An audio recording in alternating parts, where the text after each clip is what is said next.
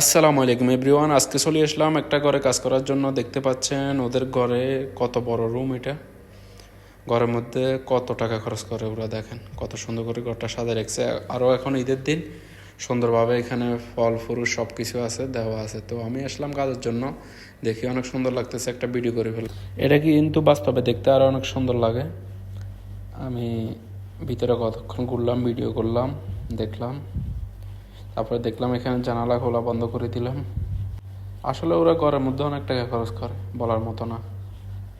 ঘর করলে প্রথমে ওরা ডেকোরেশন করে, প্রথমে জিপস করে, সব কিছু করে। তারপরে এখানে সোফা হইতে সব কিছু কিনে, এসি তো লাগাবে 2-3টা করে কমের মধ্যে এক একটা। এখানে নইলে 50-100 জন বসা যাবে, ঠিক আছে। আর আমাদের বাংলাদেশের সবগুলো রুম আর রুম করে, আর এখানে ওরা রুম হাইস্ট হলে 2-3টা করবে, আর সব বড় বড় এই মজলিস রুম করবে। ওইখানে মানুষজন এসে বসে কথা বলতে পারে, সবাই আড্ডা দেয় ওখানে বসে। ওরা বেশিরভাগই কথা বলে, সবাই একসাথে খায়, খাওয়া দাওয়া করে। আসলে রুমগুলো অনেক সুন্দর, বলার মতো না, অনেক সুন্দর। এক একটা রুমে অনেক টাকা খরচ করে। আর আমাদের বাংলার সাথে ঘর একটা করলে হইল।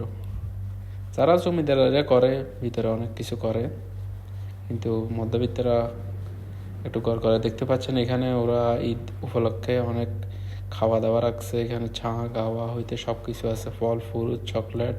তারপর এখানে সেন্ট রাখা হয়েছে, আপনি আসলে সেন্ট মারতে পারবেন, সব কিছু। আমিও মারি নিলাম সেন্ট সামান্য।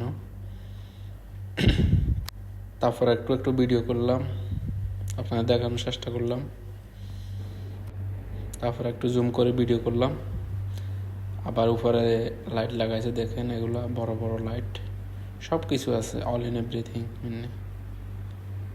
তারপর আপনার নিচে ফরস বলে এটারে, এটা আছে, সব আছে। আসলে অনেক সুন্দর।